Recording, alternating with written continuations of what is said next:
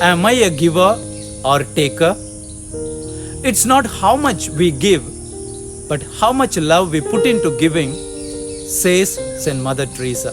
My dear people of God, there is a story told about a beggar by the roadside asked for alms from Alexander the Great as he passed by. The man was poor, shabby, and also so miserable.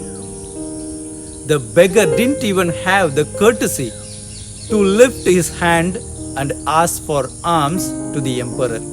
Nevertheless, the emperor gave him several gold coins. A courtier was astonished at his generosity and commented, "Sir, copper coins would have adequately met the beggar's need. Why did you give him gold?" Alexander the Great responded in a royal fashion, "Copper coins would suit the beggar's need, but gold coins suit Alexander's giving." My dear friends, the moral is, generosity is not about fulfilling needs, but it's a reflection of our character and our inner goodness. Saint Mother Teresa says, "Give until it hurts." Today, we have the episode of a poor widow who put in 2 copper coins. Others put in their offerings out of abundance, but she offered out of her nothingness. Hence, she becomes a shining example for all of us to become givers like her and not takers in our lives.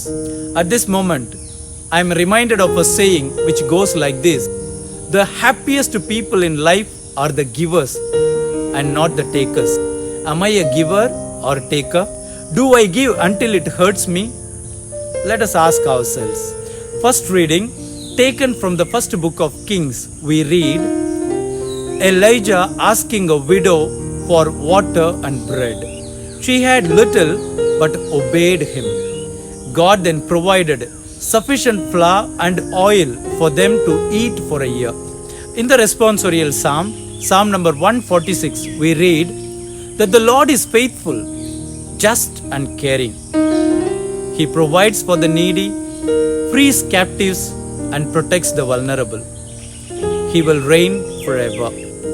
Second reading, taken from the letter to the Hebrews, we hear, Christ entered heaven, not a man-made sanctuary, and sacrificed himself once and for all to remove sin. He will return to bring salvation to those who wait for him.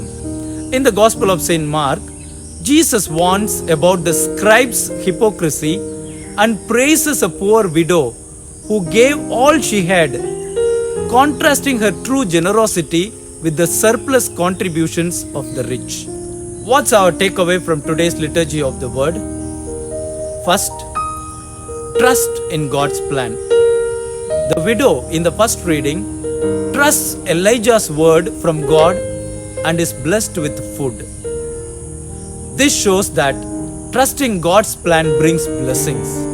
In the Gospel too, the poor widow's offering demonstrates her unwavering faith in God's providence.